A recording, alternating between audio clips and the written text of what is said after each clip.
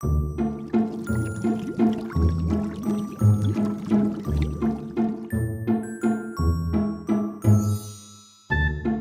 does it all go? You just push the lever and it's gone. It's not magic, but it is pretty weird that everything disappears. How does it all work? Can anything go down there? Are there even any rules? And is the sink any different? The bathroom sink, the kitchen sink?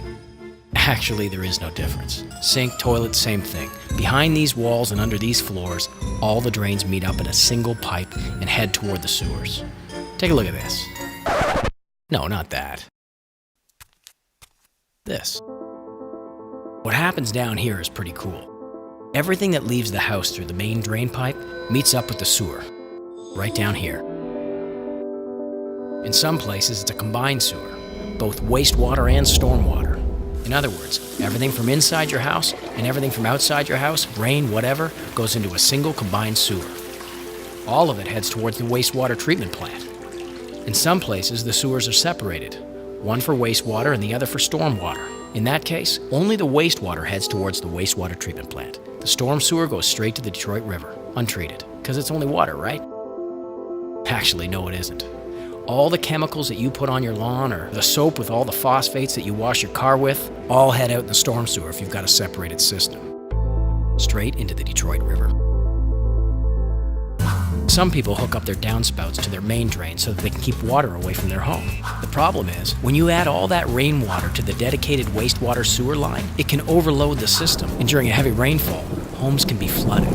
And a portion of the wastewater will have to bypass the wastewater treatment plant because it's overloaded and head straight into the Detroit River. Instead, you can just disconnect your downspout and add a rain barrel. Simple as that. But simply adding a rain barrel isn't enough to protect the system. Let's hear from the experts about some of the other things we should think about. People put things down the sewer that aren't supposed to be there, for example, oil and grease. You pour it down your sink and it's liquid. With hot water, you think, it's fine.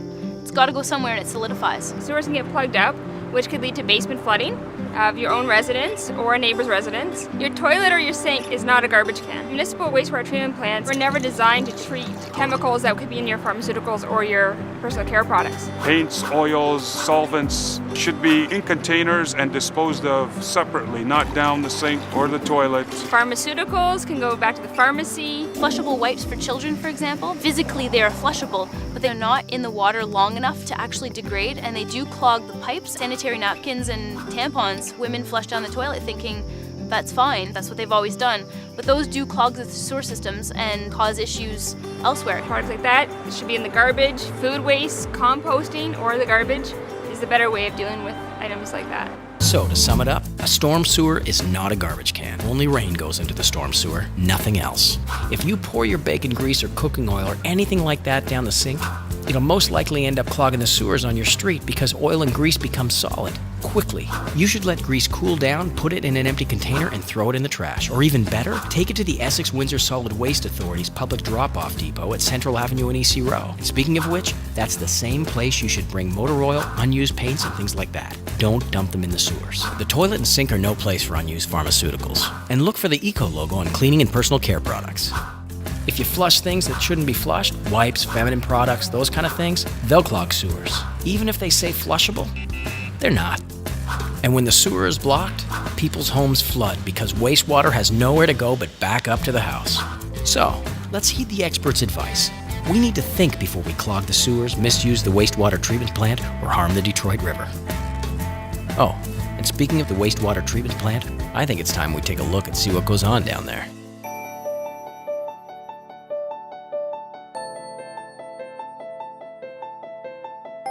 All the wastewater from the city of Windsor ends up at one of two wastewater treatment plants. The Little River plant, or in this case, the Lou Romano plant.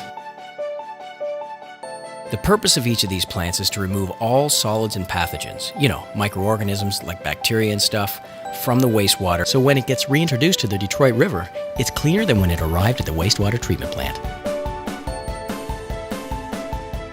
When it arrives, coarse screens remove large solids, rags, and debris from wastewater and are immediately disposed of. It's here that you see some of the most ridiculous things people have put down their toilets, drains, and sewers. At least this stuff made it this far.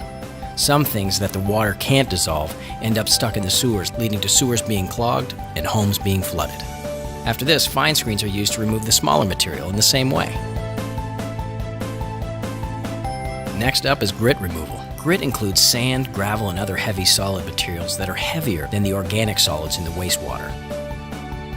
Removal of grit happens by getting the wastewater to flow in a spiral pattern. Heavier particles settle at the bottom of the tank, while lighter organic particles are suspended and eventually carried out of the tank. From there, that water is sent into a settling basin. This is where suspended solids settle out and floating scum is removed by skimmers. Scrapers in the tank move continuously along the bottom to deposit the raw sludge into hoppers, which is sent to a nearby plant where it's made into pellets for fertilizer. After the settling basins, the wastewater is sent to the next step by an Archimedes screw pump, which forces the liquid upwards. The revolutions raise the water thread by thread until it comes out at the top of the cylinder. There, it is met by the fine curve screen, where small items that have made it through the initial screening process are removed. Things like fruit and vegetable stickers. They don't dissolve and they clog up the system, so when you're peeling them off, throw them in the garbage, not down the sink. Now it's time to get the stuff you can't see. Some of this work is done by biological aerated filters. Essentially, what happens here is that good microorganisms attached to porous rock eat up the bad microorganisms. The wastewater is pumped up through the rocks and the bacteria in the water sticks to the rocks. Bubbles are pumped in to keep the good bacteria alive and working. The clean water goes up and the rocks with the bad bacteria attached to them go back down. This cleansed water then flows into a channel on its way to be treated by ultraviolet light. The water passes high-output UV lamps, where light disrupts the molecular structure of DNA molecules in the microorganisms. This renders the cells unable to replicate before they die. The disinfection stage takes seconds, eliminates the need for chlorine, and makes the final process much safer. At the wastewater treatment plants, more than 90% of the pollutants are removed from the City of Windsor's wastewater before the water is returned to the Detroit River. And that's important because the Detroit River and the surrounding lakes are our primary source of drinking water and so much more. People cannot live without water. We need water for agriculture, we need water for hygiene, we need water for recreational aspects, we need water for drinking, and we have no substitute for water. It's too easy just to try to pass the blame to somebody else. We're all sharing the same resource and we all have the same responsibility. Right now, the Detroit River is still considered an area of concern under the Great Lakes Water Quality Agreement. We have to care and protect for the resource that we're using and that we're leaving behind for our generations as well. So let's recap. Wastewater leaves your house, gets treated at the wastewater treatment plant, and returns here, the Detroit River, the same place your drinking water comes from. And what does this all mean? For the past 8 minutes, we've shown you how our wastewater treatment system works. We've told you why it's important to pay attention to what you put down sinks, toilets, and sewers. But if your mind's been floating elsewhere, here's what you absolutely positively need to know.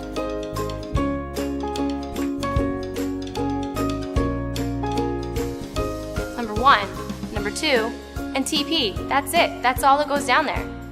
Oh, and TP? It means toilet paper. Oh yeah, and this? Soap and water. That's it.